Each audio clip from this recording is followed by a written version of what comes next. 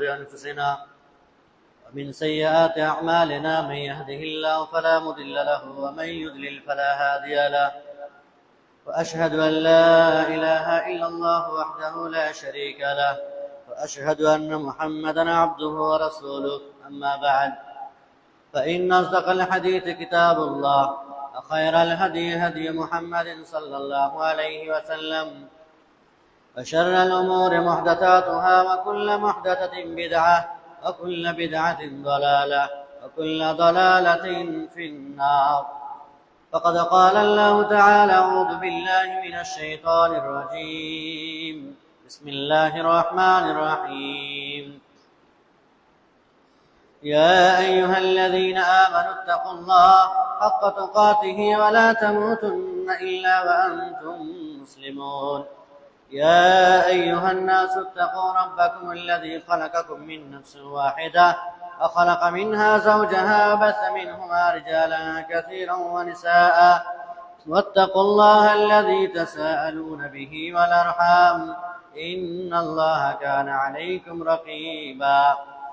يا أيها الذين آمنوا اتقوا الله وقولوا قولا سديدا يصلح لكم أعمالكم ويغفر لكم ذنوبكم، ومن يطع الله ورسوله فقد فاز فوزا عظيما. قال الله عز وجل: أعوذ بالله من الشيطان الرجيم. إنما المؤمنون الذين إذا ذكر الله وجلت قلوبهم وإذا تليت عليهم آياته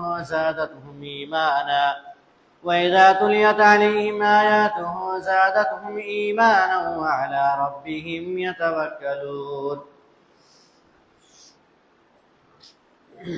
قال النبي عليه الصلاة والسلام: المؤمن القوي خير وحب إلى الله من المؤمن الضعيف، وفي كل خير احرص على ما ينفعك واستعن بالله ولا تعجز، فإن أصابك شيء فلا تقل لو أني فعلت كان كذا وكذا، ولكن قل قدر الله ما شاء فعل، فإن لو تفتح عمل الشيطان.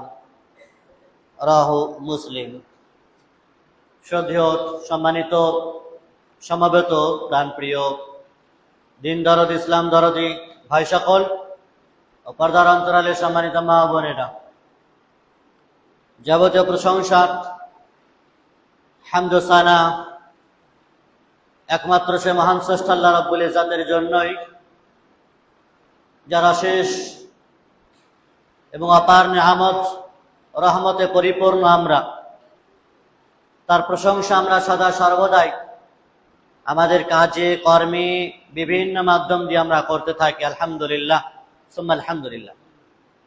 অতঃপর বিশ্বনবী মুহাম্মদুর রাসূলুল্লাহ সাল্লাল্লাহু আলাইহি সাল্লামের উপর সালাত ও সালাম তথা দরুদ নাযিল হোক। আল্লাহুম্মা আমিন। আল্লাহুম্মা সাল্লি আলাইহি, আল্লাহুম্মা বারিক আলাইহি, আল্লাহুম্মা সাল্লি ওয়া সাল্লিম আলা নাবিয়িনা মুহাম্মদ ওয়া আলা আলিহি ওয়া সাহবিহি ওয়া সাল্লাম। সম্মানিত উপস্থিতি, আল্লাহ রাব্বুল ইজ্জাতের ঐশী গ্রন্থ থেকে এক টুকরা আয়াত এবং সহিহ মুসলিমের একটি বিশুদ্ধ হাদিস পরিবেশিত হয়েছে আপনাদের সম্মুখে, যাকে কেন্দ্র করে মুমিনের বেশ কিছু গুণাবলী। মুমিন বলতে শক্তিশালী মুমিন, দুর্বল মুমিন নয়।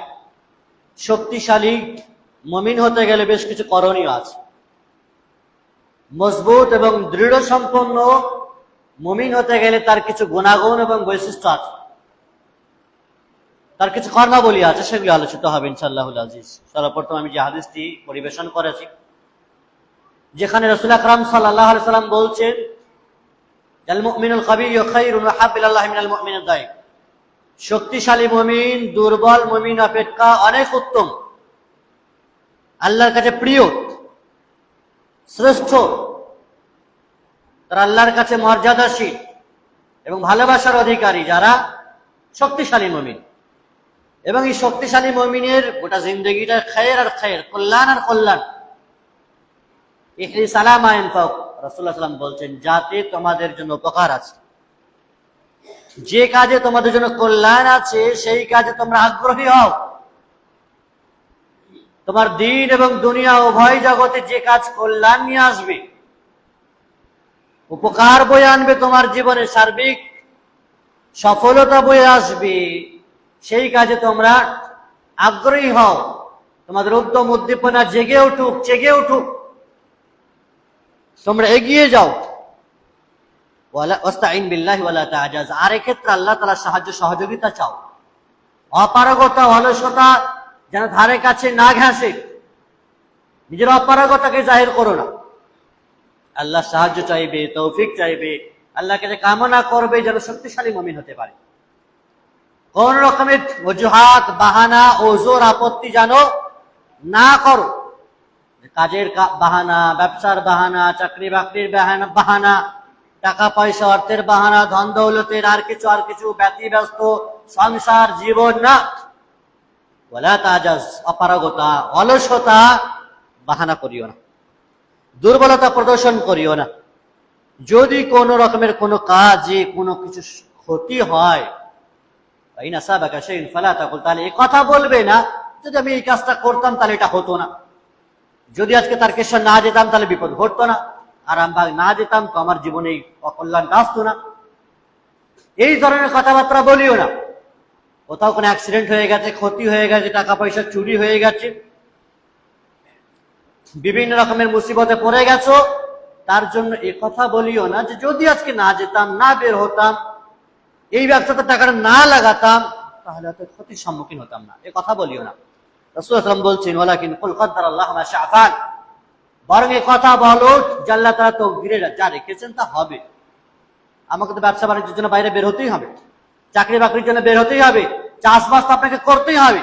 এখন চাষে যদি ক্ষতি হয়, আলুতে ক্ষতি হয়েছে, ধানে ক্ষতি হয়েছে, বন্যা হয়েছে, তা আপনি কথা বলবেন যদি না চাষ করতাম এই বছরটা ঠিকই দিয়ে দিতাম, চাষই করতাম না আর কিছু না, এ কথা বলবে না। বরং বলবে কথা যে আল্লাহ তাআলা যা চেয়েছেন, তাকদীরে রেখেছেন, সেটা স্বীকার করতে হবে। মা শাআ ফাআল, আল্লাহ যা চেয়েছেন হবে। আর ইমানে একটি কয়টার উপর ইমান রাখতে হবে।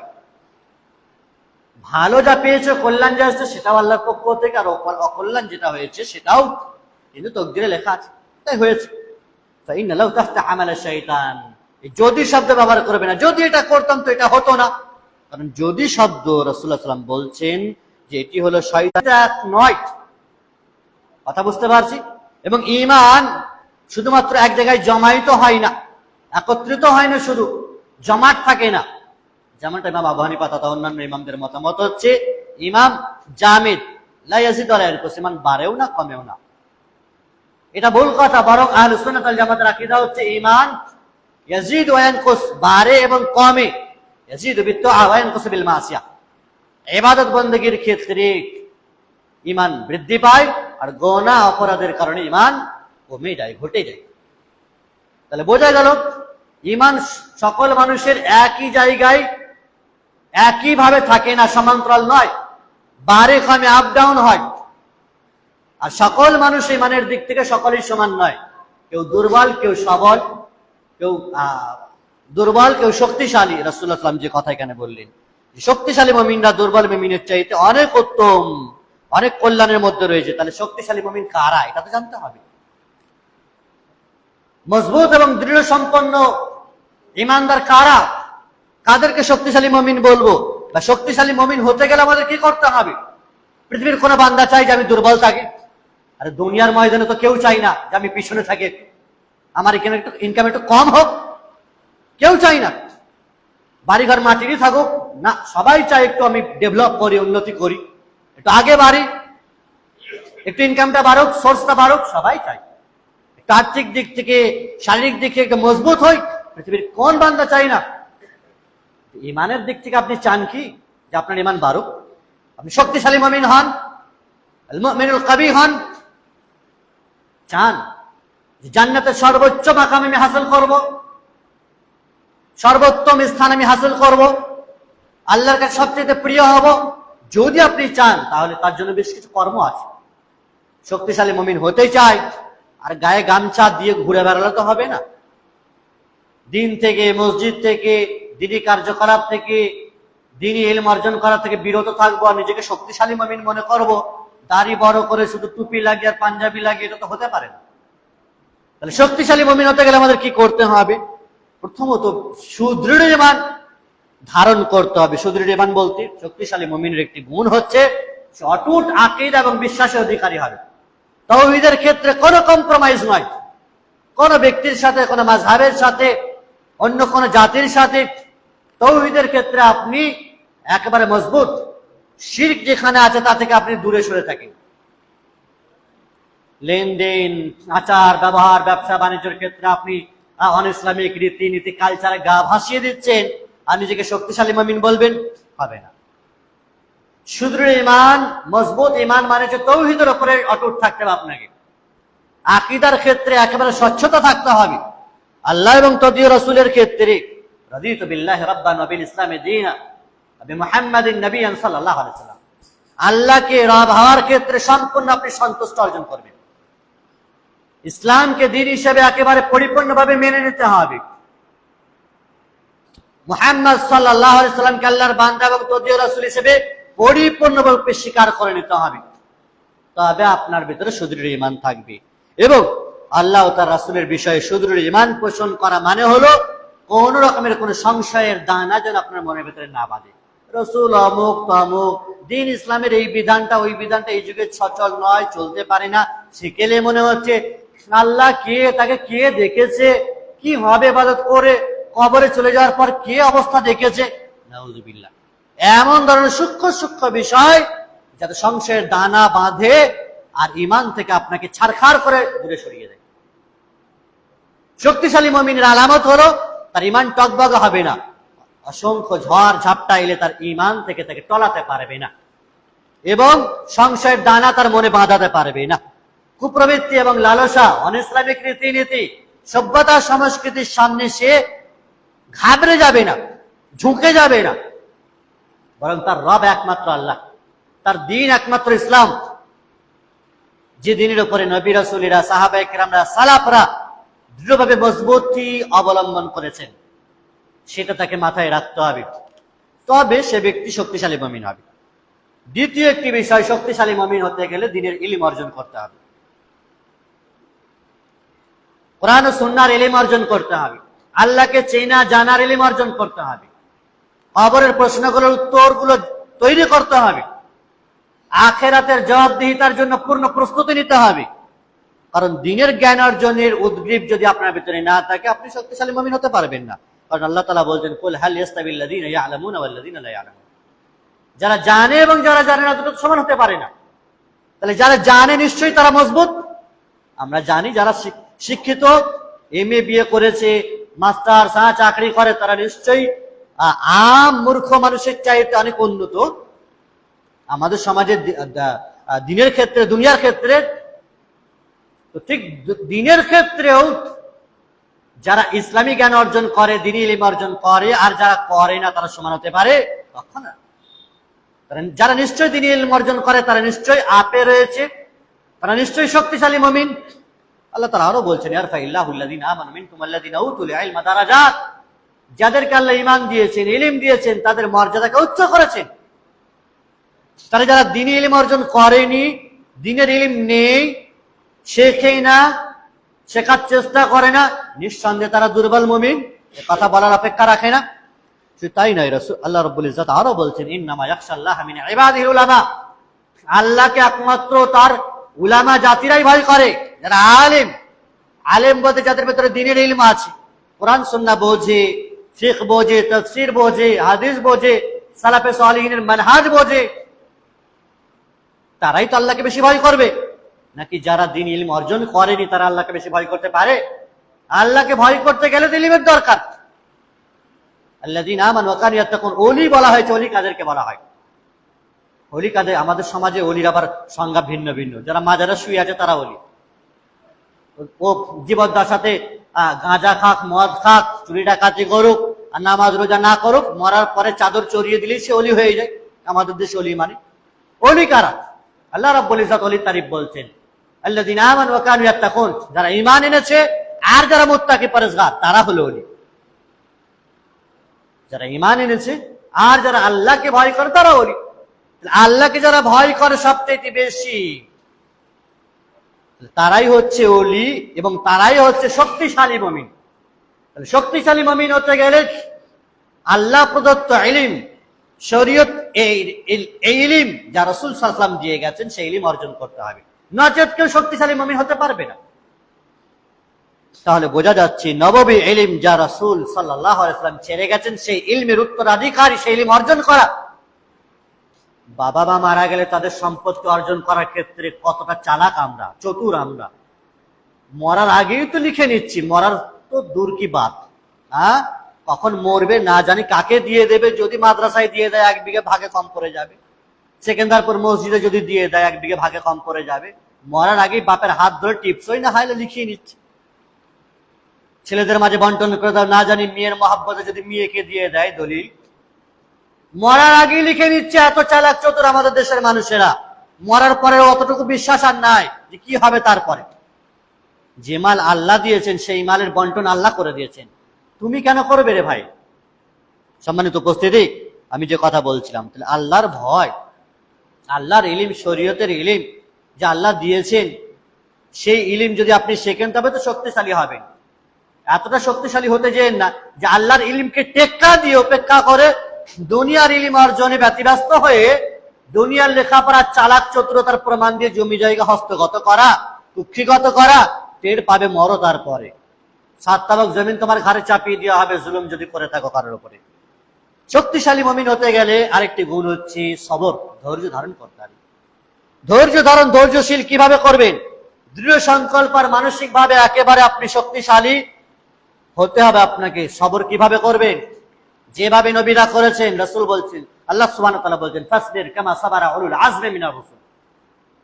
ওইভাবে ধৈর্য ধারণ করা যেভাবে উলুল আজমি মিনার রাসূল, শক্তিশালী, মজবুত, দৃঢ় রাসূলেরা যেভাবে সবর করেছেন। তারা কারা? নূহ আলাইহিস সালাম, ঈসা, মূসা, ইব্রাহিম এবং মুহাম্মদ সাল্লাল্লাহু আলাইহি ওয়াসাল্লাম, এই 5 জন নবীকে বলা হয় উলুল আজমি মিনার রাসূল। এই নবীরা যেভাবে ধৈর্য ধারণ করেছেন, কে না জানে মূসা নবীর ঘটনা, কে না জানে ঈসার ঘটনা, কে না জানে ইব্রাহিম আলাইহিস সালামের ঘটনা। সেসব তো বলার সময় নেই আমার এখন। নূহ আলাইহিস সালামের ঘটনা কে না জানে, রাসূল সাল্লাল্লাহু আলাইহি ওয়াসাল্লামের ঘটনা কে না জানে, কিভাবে সবর করেছেন। এত মুসিবত আসার পরেও, জরাজীর্ণ অবস্থা, অসহ্যনীয় জুলুম অত্যাচারের শিকার হওয়ার পরেও তারা যেভাবে সবর করেছেন, সেইভাবে সবর করতে বলছেন আল্লাহ সুবহানাহু ওয়া তাআলা। আরো বলছেন, ওয়াসবির আলা মা আসাবাকা ইন্না যালিকা মিন আজমিল উমুর। ধৈর্য ধারণ করো, নিঃসন্দেহে এটা দৃঢ় সংকল্পের বিষয়। ধৈর্য ধারণের সফলতা আছে, সবরে মেওয়া পারে। দিনের কাজ করতে গিয়ে, শরীয়তের বিধান পালন করতে গিয়ে কষ্ট হবে। শুধুমাত্র আরাম আর আয়েশ দুনিয়ার জিন্দগি না। এশিয়া টাইলস মার্বেলের ঝাঁ চকচকে কোনো ফিতনা আসবে না, কোনো মুসিবত আসবে না, আরামের সাথে ঈমানের উপর টিকে থাকবে, হবে না। এটা কিয়ামতের পরবর্তী আলামত গুলো, ঈমান জ্বলন্ত অঙ্গারের নাই হবে। ঈমানের উপর টিকে থাকা জ্বলন্ত আগুনের উপরে আগুন হাতে নেওয়ার মতো হবে। আজকের যুগে দেখেন তো ইনকাম গুলো, বিষয়গুলো, আয়ের উৎসগুলো, কত কষ্ট হারাল পান্থায় উপার্জন করতে গেলে। এত কষ্টের জীবনে চলাফেরা করতে গেলে আপনাকে হারাম বাঁচতে হবে, ন্যায় নীতি অবলম্বন করতে হবে, সত্যের উপর টিকে থাকতে হবে।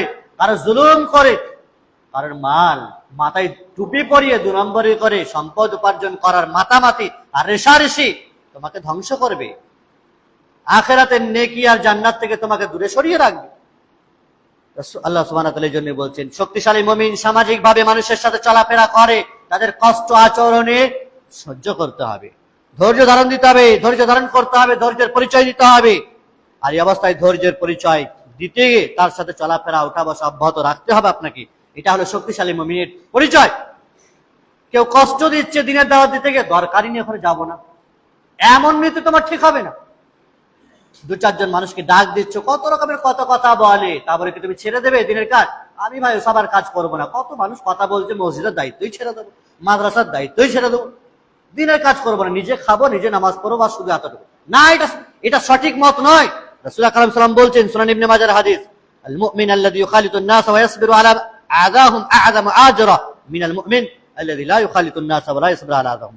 রাসূল বলছেন, যে মুমিন মানুষের সাথে উঠবস করে, চলাফেরা করে, আর তারা কষ্ট দিলে তাতে ধৈর্য ধারণ করে, সে ওই মুমিন অপেক্ষা অনেক উত্তম। ওই মুমিন অপেক্ষা অনেক উত্তম যে মুমিন কোন কারোর সাথে চলাফেরা করেন, লা ইউখালিতুন নাস, মানুষের সাথে চলাফেরাই করে না, উঠবস করে না, আর তারা কষ্ট দিলে ধৈর্য ধারণও করে না। সে গালি দিচ্ছে, সেও ঠুকে দেয় গালি। বাপ বলে গালি দিলে, কেউ অন্য ভাষায় গালি দেয়। তাহলে এই মুমিন অনেক উত্তম, যারা মানুষের সাথে চলাফেরা করে, তাদের দেওয়া কষ্ট ধৈর্য ধারণ করে।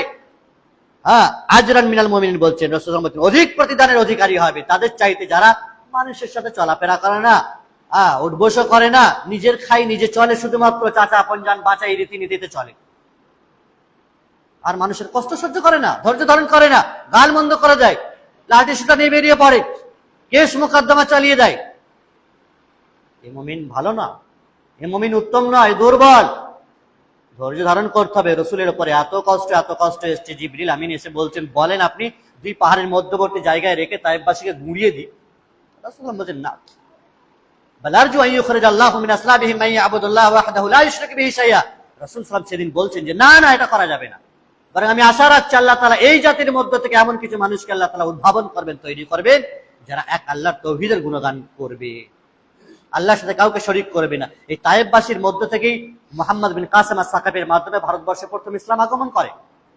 বড় কথা, তায়েফবাসীদেরকে মুড়িয়ে দেওয়ার কথা বললে জিবরিল আমিন রাসূলুল্লাহ নিষেধ করেছেন। সম্মানিত উপস্থিতি, ধৈর্য ধারণ করতে হবে। নিজেদের কষ্ট মুসিবত দিনের ক্ষেত্রে, দুনিয়ার ক্ষেত্রে, অসংখ্য জরাজীর্ণ কিয়ামতের পূর্বাভাস সময়গুলিতে আপনাকে অত্যন্ত দৃঢ় সংকল্প করতে হবে, ধৈর্য ধারণ করতে হবে। ধৈর্যের তিনটি ক্ষেত্র আছে। আস-সাবরু আলা তাআতিল্লাহ, আল্লাহ রাব্বুল ইজ্জাতের ইবাদত বন্দেগী করতে গিয়ে ধৈর্য ধারণ করতে হবে। নামাজের সময় আপনাকে দিতে হবে। সব সময় ব্যবসা বাণিজ্য, চাষবাস আর চাকরি বাকরি, টাকা ইনকামের কথা শুধু মাথায় পোকা না রে, না, ইবাদতের ক্ষেত্রে ধৈর্য লাগবে। আল্লাহর দেওয়া সময়, আল্লাহর দেওয়া জমিন, আল্লাহর দেওয়া মসজিদ, আল্লাহর দেওয়া বডি আল্লাহ বাঁচিয়ে রেখেছেন, আর তার ক্ষেত্রে ইবাদত করতে তোমার সময় ব্যয় করবে না, আর ধৈর্য নেই, যাচ্ছে তাই ভাবে নামাজ পড়ছো, এক ওয়াক্ত পড়ছো তো 4 ওয়াক্ত ছাড়ছো, ধৈর্য নাই। তাহলে ইবাদতের ক্ষেত্রে ধৈর্য। রোজা রাখি কি ধৈর্য রাখি? তো তাই কেউ খাই না তো রোজা রেখে, তার মানে তার ধৈর্য আছে। আল্লাহর ইবাদতের ক্ষেত্রে এইভাবে ধৈর্য রাখতে হবে তাকে। সাবর আলা মাসিয়াতিল্লাহ, মাসিয়াত গুনার ক্ষেত্রে আপনাকে ধৈর্য রাখতে হবে। দুনিয়ার অসংখ্য লোভ লালস আপনার সামনে আসবে, ব্যাংকে টাকা রাখলেই সুদ আসবে, লোভ আসবে, বন্ধন, ইন্স্যুরেন্স, কত শত টাকা শুধু হাতছানি দিচ্ছে। 2 নম্বরই রাস্তা আছে। টাকা শুধু ফিক্সড করে রাখো, তুমি 1 লাখ টাকা দিয়ে প্রতি মাসে তুমি 2000 টাকা করে পাবে, কে ছাড়বে রে ভাই এমন সুযোগ? আর এই লোভে মানুষ ডুবে যাচ্ছে, এই হারাম পান্তে মানুষ ডুবে যাচ্ছে। বাড়ির মহিলাদেরকে বাড়ি থেকে বার করেছে বন্ধন লোনের নামে। সংসার তোমার কি করে চলবে? স্বামীর তো ইনকাম, ছেলে মেয়ে কি করে মানুষ করবে? পড়াবে কি করে? খাবে কি করে রে ভাই? স্বামী অকর্মণ্য হয়ে গেলে তুমি কি করে? তোমাকে তো রাস্তায় হাঁটতে হবে, রাস্তায় চাইতে হবে। এই পোকা শয়তানি ওয়াসওয়াসা গুলো ম্যানেজাররা, পুরুষরা এসে বাড়ির মহল্লায় মজলিস তৈরি করে পোকাগুলো ঢুকিয়েছে বাড়ির মহিলাদেরকে। আর পুরুষেরা ভাবছে আমরা শক্তিশালী মুমিন, আমার স্ত্রী শক্তিশালী মুমিন, কোন রকমের দুর্বলতা প্রকাশ পায় না। বন্ধন লোনের নামে এগুলো 2 নম্বর এগুলো ঢুকিয়েছে না। লোভ লালসা মাসিয়াত গুনাহ এবং অপরাধের ক্ষেত্রে আপনাকে ধৈর্য ধারণ করতে হবে। হারাম টাকা হাত ছানিয়ে দিচ্ছে, আপনাকে ধৈর্য ধারণ করতে হবে না। লাখ টাকা হোক আর 2 লাখ আর 4 লাখই হোক না কেন, হারামে পতিত হওয়া যাবে না। আস-সাবরু আলাল মুসিবা, বিপদ আপদের ক্ষেত্রে ধৈর্য ধারণ করতে হবে। বিপদ এসে গেছে, এটা আল্লাহর তাকদীরে রেখেছেন, তাই হয়েছে। বিপদ এসে গেছে বলে কি আপনি গলায় লাইনে গলা দিয়ে দেবেন, সুসাইড করবেন, বিষ খেয়ে নেবেন, আত্মহত্যা করবেন? তো মরার উপরে খাড়া, এমনটা যেন না হয়। বিপদ এসেছে, আপনাকে ধৈর্য ধারণ করতে হবে, আল্লাহর উপর আশা রাখতে হবে। আল্লাহ আলুতে ডুবিয়েছেন তো অন্য ফসলে আমাকে চাগিয়ে দেবেন। আল্লাহ আমাকে কোন ব্যবসা বাণিজ্যে কোনো 1 মাস হয়তো কমেছে, অন্য মাস আল্লাহ ডবল করে দেবেন, আল্লাহর উপর আশা রাখতে হবে। তাহলে মুসিবতের ক্ষেত্রে আপনাকে ধৈর্য ধারণ করতে হবে। মুসিবতে ঘাবড়ে গেলে হবে না। মুসিবত এসছে তো সব নামাজ ছেড়ে দিয়ে বসে আছে, আমার আল্লাহই নেই, আল্লাহ আর অন্য কারো দেখতে পারেন, আমার উপরই সব মুসিবত গেল, ঝড় ঝাপটা সব ব্যবসা বাণিজ্য চৌপাট হয়ে গেল আমারই। আল্লাহর উপরে ঈমান চলে যায়, আল্লাহর উপরে মানুষ গালিগুলোজ করে, যুগের উপরে সময়ের উপরে গালিগুলোজ করে, মানুষের নিজের সবকিছু ঈমানকে তছনছ করে দেয় না। তাহলে ঈমানের 3টি স্তর মাথায় রাখতে হবে। ইবাদতের ক্ষেত্রে আপনাকে ধৈর্য ধারণ করতে হবে, মুসিবতের ক্ষেত্রে ধৈর্য ধারণ করতে হবে, এবং গুনাহ আর অপরাধের ক্ষেত্রেও ধৈর্য ধারণ করতে হবে। আল্লাহ রাব্বুল ইজ্জাত এগুলো আমাদেরকে ধৈর্য রাখার তৌফিক দান করেন। বারাকাল্লাহু লানা ওয়া লাকুম ফিল কাযিমাল জালিল লি ওয়া লাকুম ওয়া লিসাইরিল মুসলিমিনা মিন কুল্লি যামবিন ফাস্তাগফিরু ওয়া তুবু ইলাইহি ইন্নাহু হুয়াল গফুরুর রাহিম।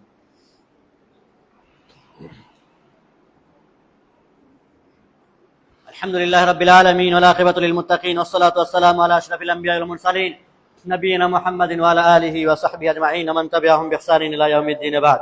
সম্মানিত উপস্থিতি, শক্তিশালী মুমিন হতে গেলে তার আরেকটা গুণ হচ্ছে রাগকে নিয়ন্ত্রণ করতে হবে। শক্তিশালী মুমিন তার রাগকে কন্ট্রোল করে। সে কখনো ব্যক্তি স্বার্থে রাগ করে না। কেউ তার প্রতি অবিচার করলে প্রতিশোধ নেওয়ার ক্ষমতা থাকার পরে সে ক্ষমতা রোধ করে। রাসূলুল্লাহ সাল্লাল্লাহু আলাইহি ওয়াসাল্লাম বলেছেন, সহিহ বুখারী সহিহ মুসলিমের হাদিস, লাইসা শাদীদু বিসসুরআহ ইন্নামা শাদীদু আল্লাযী ইয়ামলিকু নাফসাহু ইনদাল গাযাব। প্রকৃত বীর শক্তিশালী সে নয়, যে ব্যক্তি কাউকে কুস্তিতে হারিয়ে ফেলে, লড়াই করে ক্ষমতা করে কাউকে হারিয়ে ফেলে, সে ক্ষমতাধর আর শক্তিশালী বীর যোদ্ধা নয়। বরং প্রকৃতপক্ষে বীর যোদ্ধা হলো সেই যে রাগের সময় নিজের রাগকে কন্ট্রোল করে। ইনদাল গাযাব, রাগের সময় রাগকে কন্ট্রোল করে। রাগে কাউকে গালিগুলোজ করে দিল, মা বাপ তুলে যাচ্ছে তাই করে দিল না। রাগের সময় তোর ফোর সরকারি সম্পদ, জনগণের পাবলিক প্রপার্টি একেবারে তছনছ করে দিল না। তুমি বীর যোদ্ধা নাও। বীর যোদ্ধা হলো যে রাগকে কন্ট্রোল রাখে। ক্ষমতা থাকার পরেও হাত তোলে না। আমার ক্ষমতা আছে, আমি কাউকে মারতে পারবো, কাউকে জব্দ করতে পারবো, তারপরেও কন্ট্রোল করেছে। এই ব্যক্তি হলো রাসূলুল্লাহ সাল্লাল্লাহু আলাইহি ওয়াসাল্লামের ভাষায় বীর যোদ্ধা। সে হলো শক্তিশালী মুমিন। তাহলে বোঝা গেল যে আল্লাহর বিধান তবে যদি আল্লাহর বিধান লঙ্ঘন হয় আর সেক্ষেত্রে আপনি রাগ করেন না, আপনার সামনে কেউ বিড়ি টানছে, বিড়ি ফুঁক দিচ্ছে, আপনার সামনে কেউ হারাম ইনকাম করছে, আপনার সামনে কেউ বিভিন্ন রকমের অপরাধে লিপ্ত হয়ে আছে, আর আপনি চুপ করে রাগকে তো কন্ট্রোল করতে হবে, রাগ করা যাবে না, এইভাবে বসে আছেন, এটা রাগকে কন্ট্রোল বলে না। শরীয়তের বিধান উল্লঙ্ঘন হলে সেক্ষেত্রে রাগ দেখাতে হবে। রাসূলুল্লাহ সাল্লাল্লাহু আলাইহি ওয়াসাল্লাম খুতবাতে যখন চড়তেন তার চোখ লাল হয়ে যেত মানুষের অপরাধ বিভিন্ন রকমের বিষয়গুলো দেখে। শরীয়ত বিরোধী কোনো কাজকর্ম দেখলে সেক্ষেত্রে আপনাকে রাগ করতে হবে। সেক্ষেত্রে রাগকে কন্ট্রোল করা নয়, সেক্ষেত্রে আপনাকে রাগ সৃষ্টি হওয়া, শরীয়ত বিরোধী কার্যকলাপে রাগ সৃষ্টি হওয়া, এটা হলো প্রশংসনীয় গুণ। দুর্নীতি পাপাচার থেকে রোধ করা, এটা আপনার গুণ হতে হবে। রাসূলুল্লাহ সাল্লাল্লাহু আলাইহি ওয়াসাল্লামের মধ্যেই এই গুণগুলো ছিল। অনুরূপভাবে শক্তিশালী মুমিনের একটি গুণ হলো উচ্চাকাঙ্ক্ষা থাকা। শক্তিশালী মুমিন সদা সর্বদাই অন্তরে তার উচ্চাকাঙ্ক্ষা থাকবে, তার স্বপ্ন হবে অনেক উঁচু, তার অভিষ্ট হবে লক্ষ্য অনেক দূর, জান্নাতের তাজ মুকুট সে পরিধান করতে চাইবে। রাসূলুল্লাহ সাল্লাল্লাহু আলাইহি ওয়াসাল্লাম বলেছেন, ওয়াসারিউ ইলা মাগফিরাতিন মির রাব্বিকুম ওয়া জান্নাতিন আরদুহা আস-সামাওয়াতু ওয়াল আরদ উইদ্দাত লিল মুত্তাকিন। আল্লাহর ক্ষমা আর জান্নাতের জন্য তোমরা দৌড়াও। ওয়াসারিউ, দৌড়াও, প্রতিযোগিতা তৈরি করো। কোথাও বলেছে সাবিকু। রবের ক্ষমা পাওয়ার জন্য উচ্চাকাঙ্ক্ষা আশা থাকতে হবে, তোমার দৌড়াতে হবে সেই পথে। জান্নাত লাভ করবে, জান্নাত চাও আর দিনের পথে দৌড়াবে না, ঘুমটা দিয়ে ঘরে বসে থাকবে শুধু পুরুষ, দিনের আশা জান্নাতের আশা আর জান্নাতে কাজকর্ম হবে না, এটা কেমন করে হতে পারে? তাহলে শক্তিশালী মুমিনের একটি গুণ হলো তোমাকে কম্পিটিশন করতে হবে, প্রতিযোগিতা করতে হবে, বিজয়ী হতে হবে, ত্যাগ স্বীকার করতে হবে। ঠান্ডা কাল আসছে, শীতের ঘুম ত্যাগ করে ফজরের নামাজ আদায় করতে হবে। কনকনে শীত আসছে, ঠান্ডা পানি গায়ে লাগবে, সহ্য করতে হবে। গরমের সময় গরম পানি সহ্য করতে হবে, নফল রোজা রাখতে হবে, কোরআন তেলাওয়াত করতে হবে, কুপ্রবৃত্তিকে দমন করতে হবে। এটা হলো শক্তিশালী মুমিনের গুণ। শক্তিশালী তো সেই সকল প্রকার অবস্থাকে দেখে সে নিজেকে মানিয়ে নিতে পারে।